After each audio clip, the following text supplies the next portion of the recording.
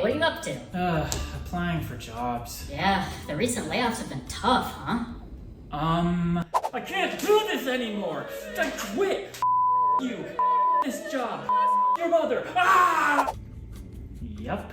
Imagine if you couldn't buy beef at the supermarket without befriending the butcher. That's sort of what applying to jobs on Indeed is like. The vast majority of jobs are unlisted. Most positions are secured through personal connections or made for individual people. If 80% of ingredients at your local supermarket were available only to friends of the owners, you'd probably go somewhere else for milk, right? So how do you get access to this hidden market of jobs? Well, you could pay $200,000 for higher ed institutions to tell you. Or, if you're smarter than I am, you can watch someone on YouTube share it for free. And then like, comment, and subscribe. Okay, you ready? Here's the $200,000 secret.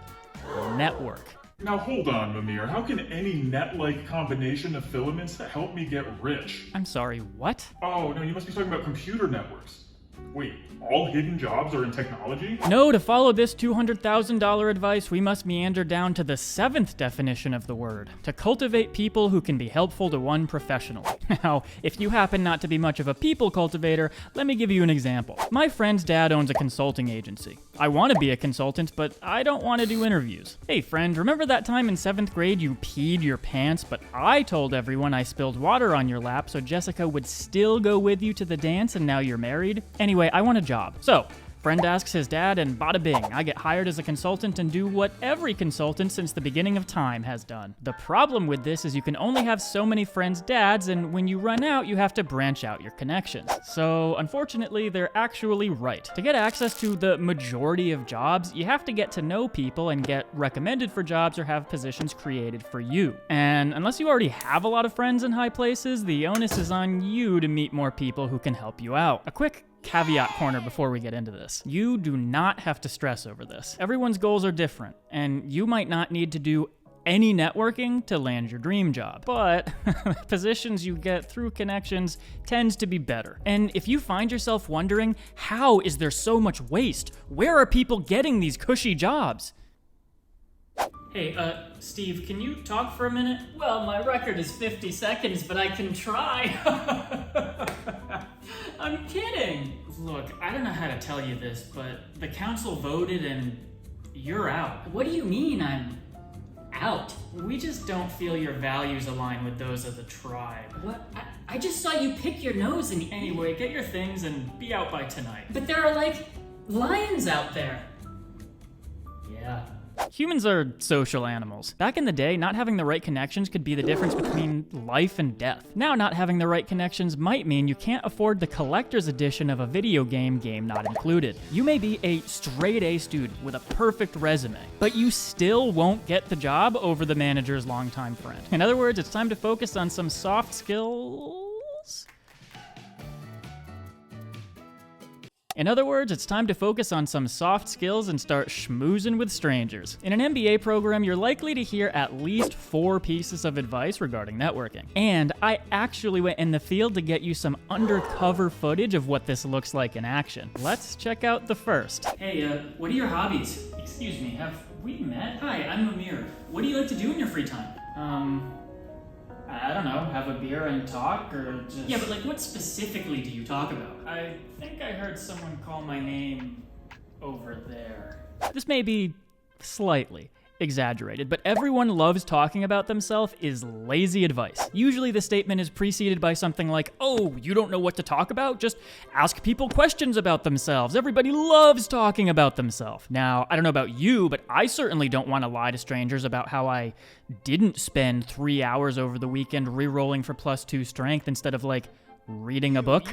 A more accurate statement is that most people love talking about things they're passionate about. And this is a really important distinction. I've seen people walk up to strangers at an event like a dad interviewing his daughter's prom date. What do you do? Where did you go to school? What was your major? Do you like it? They may be passionate about those questions, but if they're not, that doesn't build a lasting connection. So let's say they're not feeling your topics. How do you find out what people are passionate about? Sometimes they'll just tell you, and I'd encourage you to follow that path of conversation, even if it seems unrelated to what you're there for. You could go with out-of-the-box questions, but this can be hit or miss. Most of the time, it's effective to work on identifying people's interests through what they say. Let me give you an example. Oh, so you're a loan officer? Yeah, turns out you have to live in a box trying to use a classics degree. So I got started as a bank teller, and now I help clients refinance their mortgages. Now it's time for some audience participation. Type in the comments which topic they're most likely to be passionate about given the information you have. Think about yourself. What shared experience is more likely to build a connection between you and a stranger? In this case, you're choosing between the subject of his degree, which sounds like he got because he was passionate about, and his job, which sounds like he got because it pays the bills. The answer is C. You don't have to start quoting poetry in Latin to make a connection here. Maybe you did a career pivot. Even if you have nothing tying you to this topic, show some interest. You may be the first person all day to ask this guy about his classics degree instead of how to get better at sales. Now that you're as suave as can be, let's go over the second piece of $200,000 advice. Offer to help them. That's when I said, it's not fake poo, it's shampoo. But anyway, Bose really is my dream company. Right, well, good luck on that application. Hey, I'm a communications major. Maybe you need some emails looked at. Huh? I'm good. Well, my uncle owns a construction company. Do you happen to be doing any renovations? No. Okay, tough crowd. Oh, did I mention I have a pyrotechnician license? You like fireworks, don't you? Let me help you! You can't just walk up to someone you don't know and ask for a job or an interview. I mean, you can, but that seldomly works. So the logic for this tip is before that, you help someone out, they like you or feel indebted to you, and then they help you out. I scratch your back, you scratch mine. Make sense? But I think this mostly presents itself when you already have a relationship with the other person. Your offer has to be natural, or it comes off as disingenuous, and that does more harm than good. Though I do think it would be hilarious if you ask a random hiring manager if you can vacuum their carpet, so let me know how that works out if you give it a try. The bottom line for this tip is you often reap what you sow. And if you help out a lot, you're likely to be helped in return. Just don't be creepy and weird about it. The third $200,000 tip is know your pitch. Do you know what this looks like? Nice to meet you. So what makes you interested in luxury retail marketing? I don't really know. I just figure if people can afford to buy those expensive things, those companies must be rich, right? And I'm going to school for marine biology, but what kind of jobs can you even get with marine biology? I don't know. Kind of fishy, right? That's a joke, but not really about the jobs thing. Do you know what people usually do with a marine biology major? Anyway, my cousin is a marketer, or works in marketing, and he suggested I give it a shot, so I figured, what the heck, why not? Oh, you're gonna refill your water? Yeah, that's a good idea. Could you get me one too? This mostly applies to active job seekers, and you might know this as an elevator pitch. In this case, it's a 30-second self-introduction you could make in the amount of time it takes the elevator to go to your floor. There's enough about this subject to fill a whole video, so I'll try to keep it brief. Why was the guy in the previous example not persuasive? It sounded like he didn't even know what he was doing there. He rambled, and I did not get a sense of who he was or what he was trying to accomplish. A good elevator pitch is a few sentences that explain your lore.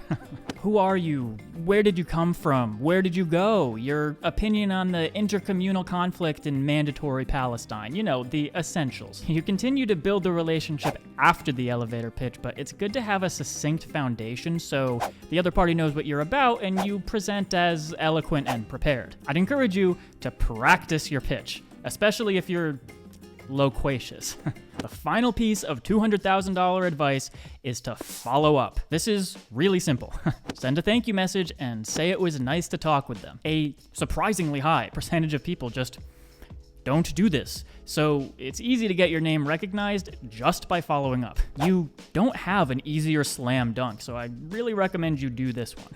So, now that you basically have an MBA education, where do you find networking opportunities? The unfortunate reality is it could be literally anywhere, and it's ultimately luck. Your roommate's brother could be a sales director at your dream company, and you could go to a dozen networking events and not find one person willing to help you. But if you've played any games with randomness, you know it's always better to play the odds, even if it's out of your control. If you're still in school, look for clubs with shared interests. If you're looking for work, there are websites that list meet and greets for your industry or your function. Social media can help you find shared connections and reach out to people. In this case, 80% of success is showing up. Finally, I'd like to leave you with 2,002 cents worth of advice. There is no one-size-fits-all method for making connections. If you hear these tips and think, I'm awesomely charming with different strategies, you do not need to adjust your methods to comply with this advice. Have you heard of the Benjamin Franklin effect? It's a phenomenon where people are actually more likely to like you after you ask them for a favor. Personally, I found this to be very effective. It goes counter to the second piece of advice. Sort of. You still can't just ask for a job, but using this with helping someone could be a powerful combination. I'm an introvert, and my battery tends to drain quickly. If you're like me, make the most of your time networking. If a meetup is 3 hours long, a really good way to leave an impression is to hover around the edges of a conversation and laugh periodically or chime in with an insightful, yeah. Look, you could show up for just 20 minutes, but make it count. You do not have to be on all the time, but be as effective as possible when you are. If you're at the end, thanks for watching. Consider subscribing and check out this video where I show you how to make the most of the time that you're on.